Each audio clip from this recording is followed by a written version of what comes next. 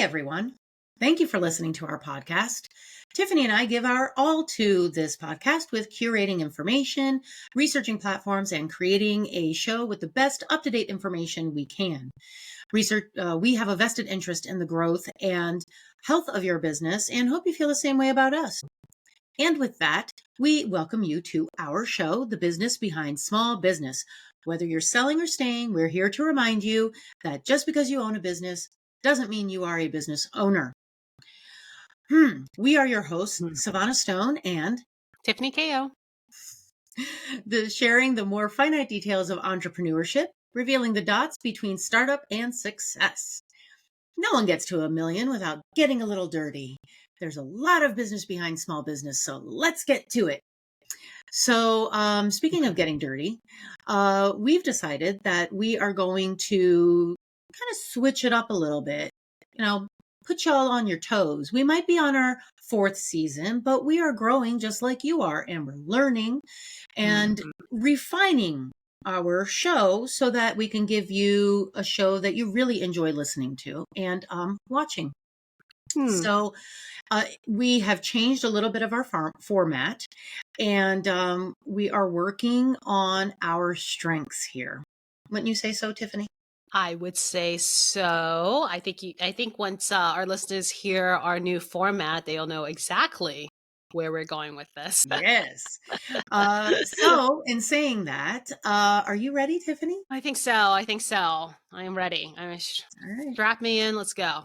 All right. Let the ride start. All right. So how do you get from farming to shipping to railroads to blue jeans? Generational wealth doesn't come with a business degree.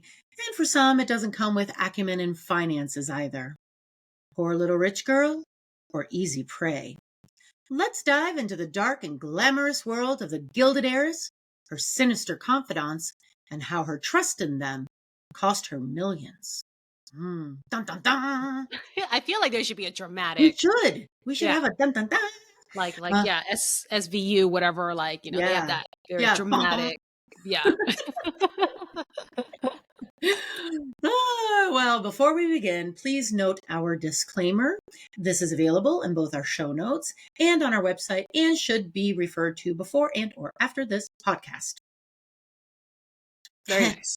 You ready for a story? You ready? Chris and Tom grew up together in the 50s, often vacationing together with their families on the Jersey Shore. Not only were they best friends, they were like family, and life was idyllic and comfortable for the two boys. Jersey boy Chris's family were proud Greek immigrants, and they ran a florist shop in Newark. Thomas's father was a Manhattan surgeon and raised his boy with sensible values amidst the chaos and noise of the city. Their childhoods were happy and unaffected, and when they both started the paths of their careers, they each took on different yet very distinguished journeys. Chris went to and graduated from Rutgers University in New Jersey with a major in philosophy, and then he went on to obtain a medical degree from New York Medical College, and from there he began his residency in psychiatry at the New York Hospital. Tom attended Fordham University Law School, after which he spent 5 years as the assistant to Frank Hogan, the Manhattan District Attorney.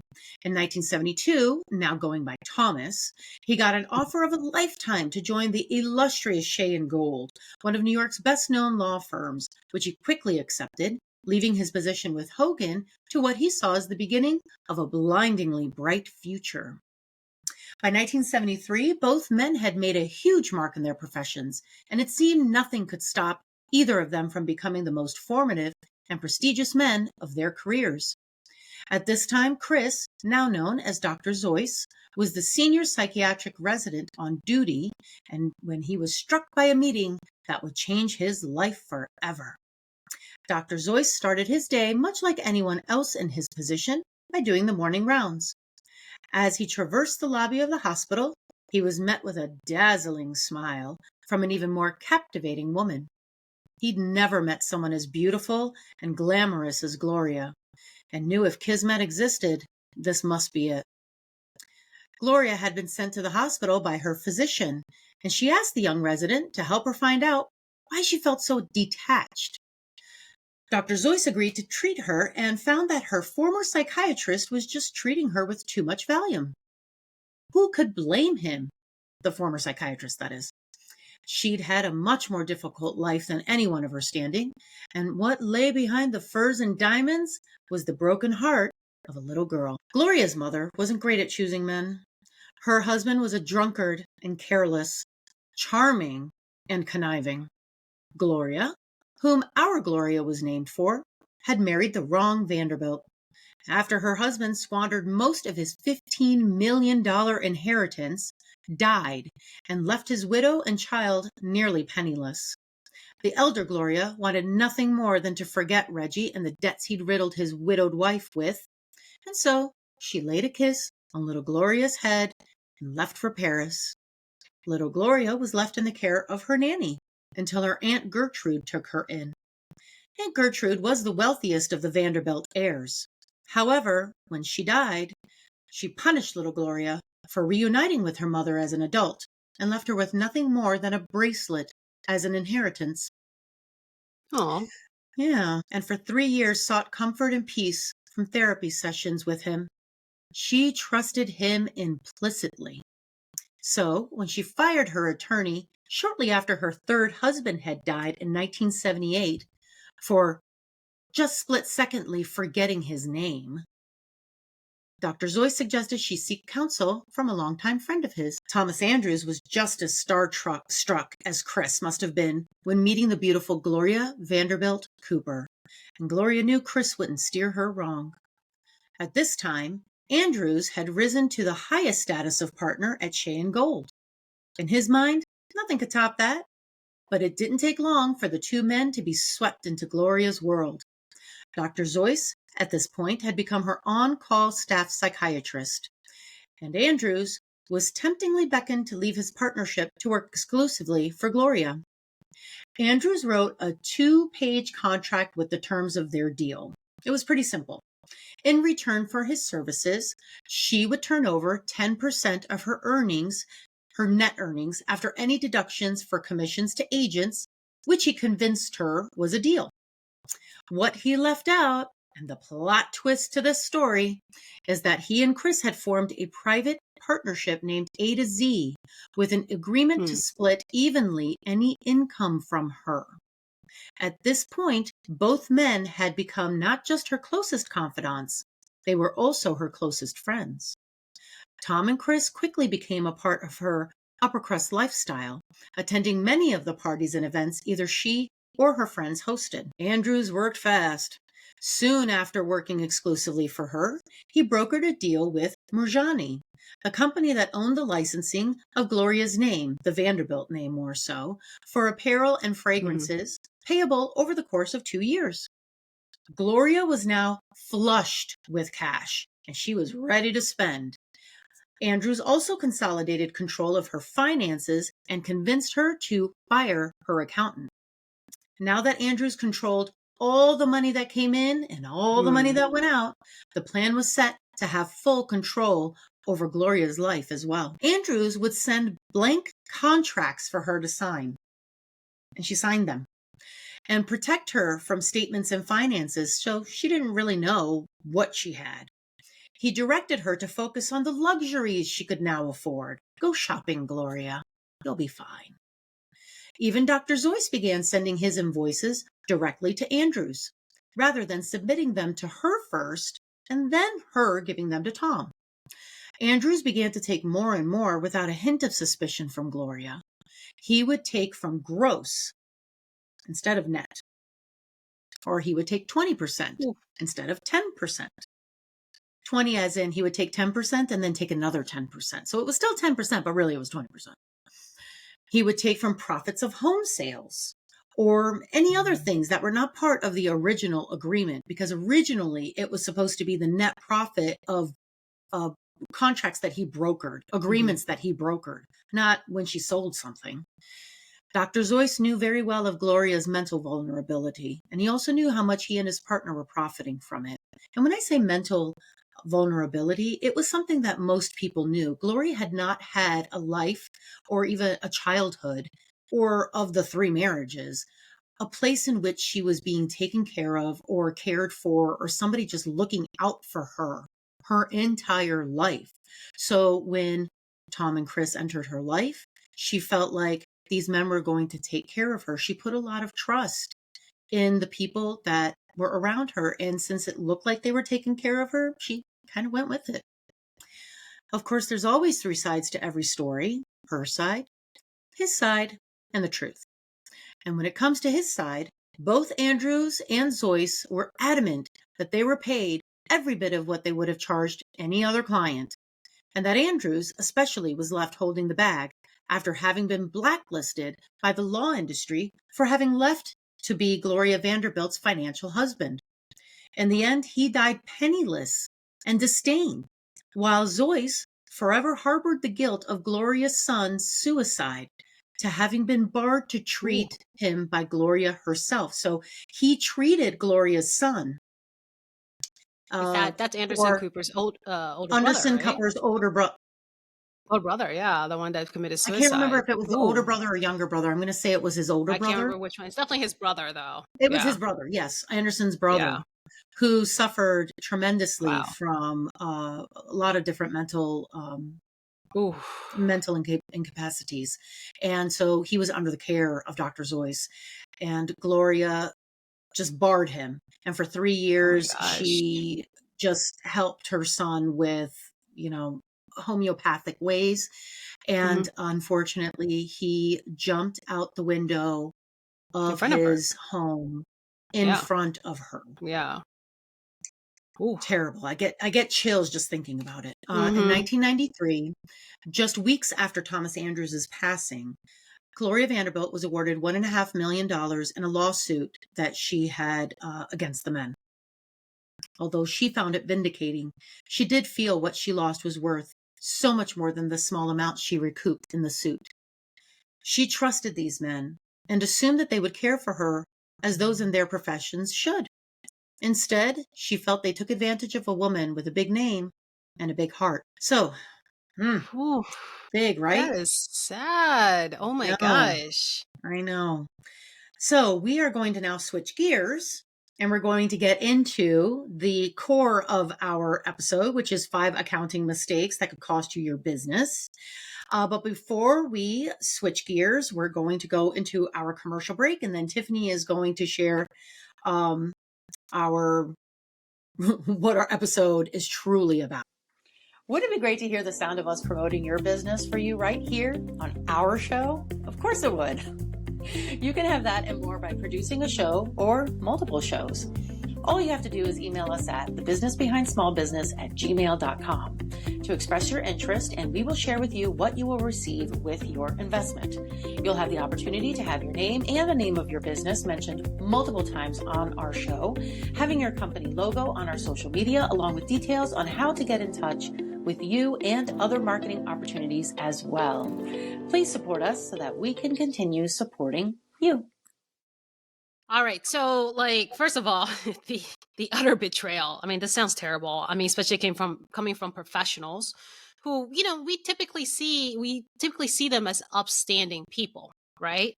Yeah. But the crazy part is that it's not unusual. And Savannah, you can attest to this too. It is not unusual how easy it is for small business owners to basically hand over an all access pass and have unquestioned faith to those who do things in their business, especially in areas that they themselves have very little understanding of, like Yeah. accounting, like Yeah. law, like Yes. marketing, Like everything. sales, everything. All of the things. Because I think when it comes down to it, after all, they already are super overwhelmed with the sheer amount of things they already have to learn and how to grow their business. They feel like they can't possibly know everything. So, of course, Mhm. the natural solution to that is you hire other people, right? After all, you Right. always hear that adage, you hire the people who are smarter than you to help you run your business, because Mhm. otherwise, how exactly do you grow? And yes, you do need to hire people. But the moral of today's story is actually twofold when it comes to outsourcing. Number one, always trust but verify. For sure. Yeah. And number two, delegation is not synonymous with abdication. So we'll Yes. get into a little bit of that too and what all that means. Mhm. First of all, it is all too easy to believe that those who go to college for their degree and then pass a test to get a license must know everything about how they're doing and must be super ethical in how Oh, they approach what they're doing. totally. Yeah, totally. And yes, putting that much time and money into getting your license to be able to practice law or, be a CPA for accounting could deter most people from doing some crooked thinking, but it's not always. And you only need one bad egg to basically teach you a lesson that you rather not learn after losing large sums of money, much like Laura Vanderbilt, and not to mention all the stress and anxiety that comes with that. Yep. Plus, don't forget, experience always counts more than a degree. Agreed. Now, you should absolutely trust the people that you hire. Hiring meaning whether you hire them in-house or you outsource them, whichever the case is. But you should always verify the work.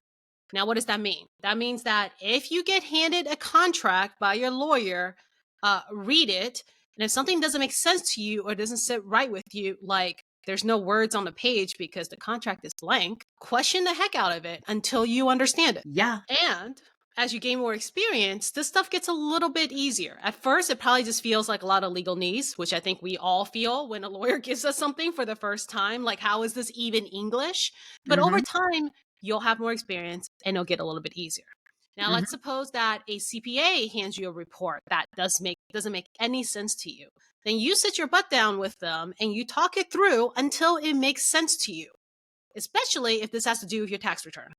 Right. Now, the other thing that we see all too often when it comes to what small business owners do that is a big, big mistake is that delegation does not mean abdication. So, what's the difference between the two? Well, a real life example, and I know Savannah's going to chuckle over this because she's heard this before, she's experienced it, is letting somebody take over everything or have the attitude of just take care of it for me so that it's off your plate to the point that you don't even want to be in the loop about it anymore. Now, Y you as a business owner should always, always be in a loop with anything that might incur liability for your company or has to do with your business money.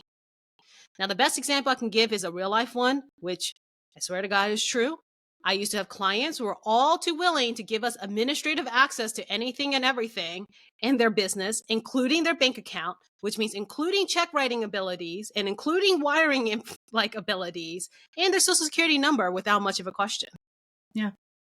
Now, I do, and I think Savannah, you also do, is we actually push back on our clients and make sure that there's simple controls in place to protect them from themselves, meaning that we used to push back and say, no, no, no, at the very minimum, there needs to be dual access to share your administrative access, including make sure you as the owner have admin access, and that the client, the business owner, is set up for notification and things about account activity so that really there's a way to hold everybody accountable for what's Mhm. happening. Mhm. Yeah. So even if you delegate the work, maybe at the end of the day, you'll know, kind of whose neck to wring if something goes wrong. But if Mhm. something goes wrong, guess what? As the business owner, you're still the main fish on the hook. There is no Mhm. getting away with that. The buck stops at you. Yes.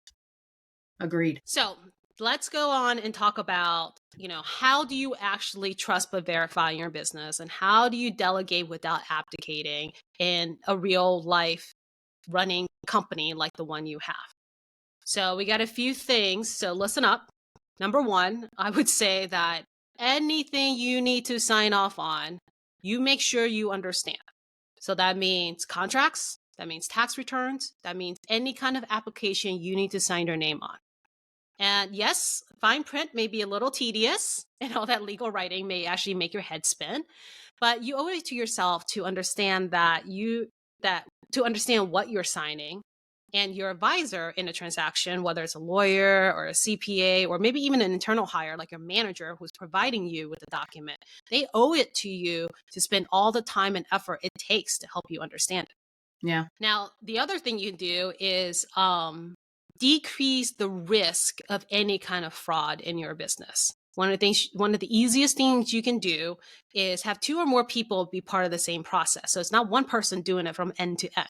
I think Yeah. this is the most common way that fraud happens is you have one person you solely Mhm. trust and you basically give them the keys to your like the keys to your kingdom, which is your business. Having more than one person in the process basically lessens the chance of fraud because there's less opportunity for them to collude with each other, which is basically two people getting together to con you. Mhm.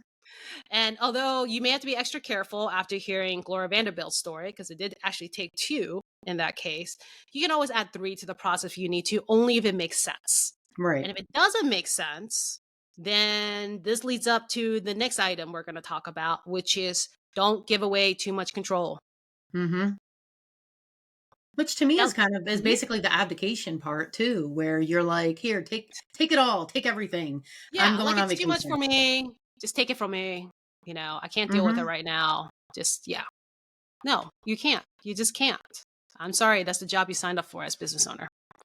Mhm. Um, so don't give away too much control. That means that, delegate by having others do parts of the process for you, but you should Mhm. always have internal controls in place to one, make it harder for fraud to occur, and two, to keep you in a loop at some level. Yep. So as your business gets bigger, the level in which you get involved gets higher, but you're always still involved. Mhm. Maybe that could be a sign off on the very end or a final review. But again, if anything that's being done results in a liability for your company or has to do with your business money, you should be involved in some way. Yep. I agree. I All right, agree. number four. Go ahead. Mhm. No, I said I agree. I was like, number four, Savannah would appreciate this. When it comes to numbers, when it comes to financial reports, when it comes to the one report that actually tells you the most about how your business is doing. And financial report doesn't always have to be just your balance sheet and your profit and loss. There are other reports that have financial Mhm. numbers in it that aren't your traditional reports. But let's just say at the very basic, you should always have a balance sheet and profit and loss at a minimum. And you as the business owner, it's your responsibility to learn how to read the darn thing, Yep. Know what right? the words mean. Yeah, know what the words mean, know what the numbers mean, understand the process it's being followed to get to the numbers on your report. And Mhm. like I said earlier, if you don't understand something, your accountant, your bookkeeper, your CPA should really sit down and take all the time it takes to explain every single account to you, every single balance to you. And honestly, do yourself a favor, do this every single month. Yep. I completely agree. Sometimes it can be very tedious and arduous. I get it. I totally get it, but this is what Absolutely. you're doing for the health of your business. Yeah. Yeah. This is part of being a business owner. It's not the sexy part, so nobody talks about it. No. Uh, but it's a No, part but of if being a it business owner. yeah, and if it's what's paying for your livelihood, if it pays your mortgage and it pays your car note, then you need to be paying attention. So last but not least, kind of going on what you're saying, Savannah, is, honestly, check yourself. If you're Mhm. too busy to find the time or the energy to ask the questions, to verify the work, or to ensure that your processes have built-in internal controls, then you may be working a little too much in the business rather than on the business. Right, exactly. Because at the end of the day, there's only one person who can work on the business, and that's you. You can hire Mhm. all the people you want in the business to work in the business for you, but nobody can work on it other than you. Right. So, moment of truth for our listeners, it's time to ask yourself, what part of your business have you wholly handed off to somebody else? Mhm. And when's the last time you felt that you were a little too tired to actually read the fine print and you just signed off? Mm. Yeah. Now, we've all done this and we've all been guilty of it. And if you're lucky, nothing has happened to you yet. But don't wait till something happens to you for you to learn this lesson, because it could be one very Mhm. expensive lesson. It really could.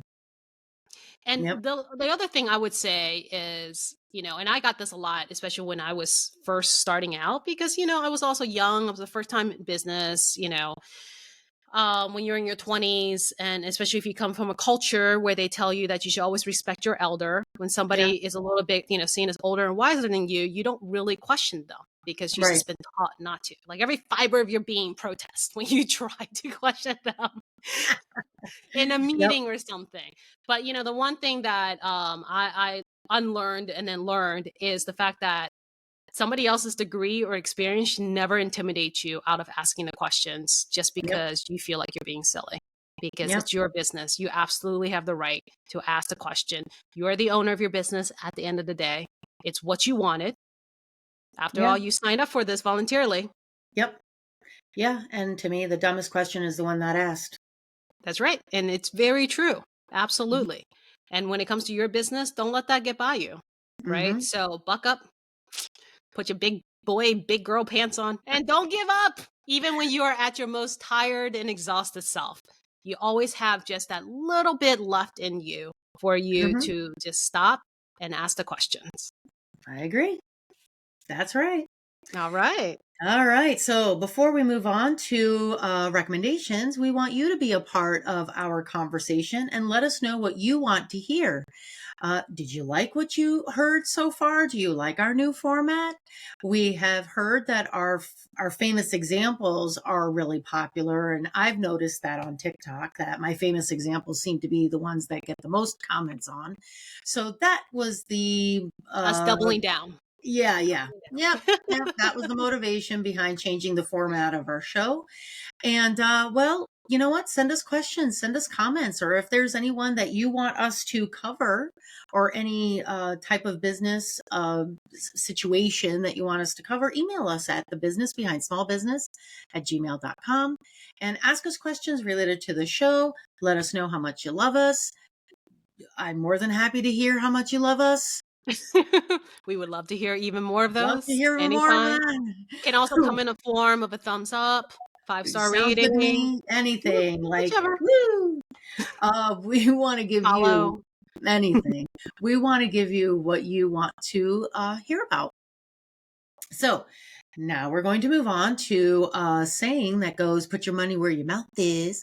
And we're going to drill down a bit further here to connect what we've discussed at a granular level to tangible sources you can take to the next level. Have you got anything, Tiffany?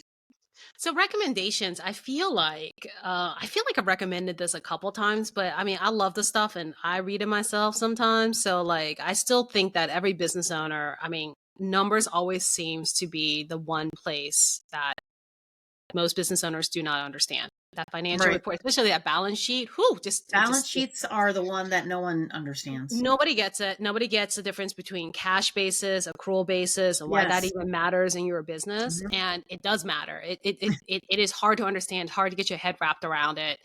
Even as somebody who's a classically trained accountant who went through all the degrees and all that Mhm. stuff, like it took me a bit in the beginning to really get not really what the technical meanings are behind it, but really how does it apply? How does it work in your how do you use this information in your business?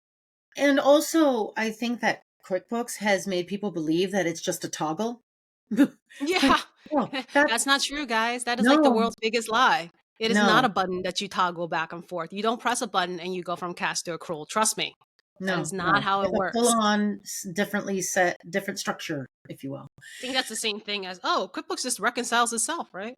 Oh my Hmm. gosh. That's what we should do an episode on is all the myths about accounting systems. Seriously, because I use this all the time. That QuickBooks is the tool. Hmm. So much like a Yeah, hammer. there is a reason why bookkeepers are not obsolete still, even with AI and all this stuff that's all built in. And there's a reason why still the number one demand of most business owners is how they can't find a good bookkeeper. Because if That is right. QuickBooks and every accounting system can do it all for them, why are they still asking this question? I Right? agree.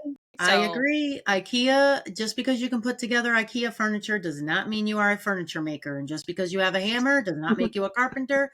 Ergo, just because you know how to use QuickBooks does not make you a bookkeeper nor right. an accountant.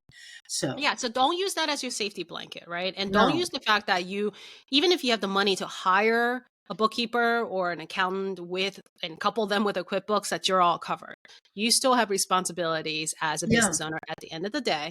So I would say go pick up a book like Finances for the Non-Financial Managers. Yeah. Anything along those lines, like demystifying accounting, or the dummies book, right? Like Hmm. anything like that to help level up your own knowledge to the point that you understand it. And then when it comes to application, talk to somebody about it. Find somebody who's willing to educate you and talk it through with you so that you can wrap your head around this. And trust me, they're out there.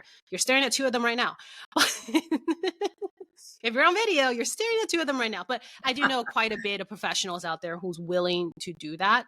And that is so key to you as a business owner, no matter how small you are. Because I'm telling you, the bigger you get, the more important this stuff is. And we hark on this all the time because financial reports are, at the end of the day, your number one source in figuring out really what's happening in your business. So if those Hmm. aren't done right, then you could be getting a whole different story than what's in reality. Oh yeah. Oh yeah. I don't quite remember how my uncle used to put it, but he also didn't say it in English, but it's something along the lines of always hire people that are smarter than you. However, make sure that you always have more experience than them. Yeah. So something along those lines. So basically what it means is make sure you're the dumbest person in the room when it comes to like credentials and Hmm. education and whatever, but you need to know enough of what they do that you could do their job. You just choose not to. Yeah, if you really had to, you could do their job. So this is all to say that you don't need to go in there and know how to work QuickBooks, but you know enough how to read that report to say something doesn't look right. Exactly. Yeah. Exactly. All right. Yes. So there are of course some great resources on Gloria Vanderbilt. And so we're going to link a couple in the show notes. One of the articles that I gathered a lot of my information from really is what did I say? It was like 8 pages or 7 pages long. It's really long and it goes into a lot more detail than what we shared today. But this story is actually quite fascinating. There's also an HBO documentary that was produced by Anderson Cooper, Gloria's only living son, Nothing Left Unsaid. There's also a movie that came out in 1982 about Gloria's harrowing custody battle ordeal called Little Gloria, Happy at Last, that starred Angela Lansbury. There are also two great books about the Vanderbilt family and how the wealth was squandered.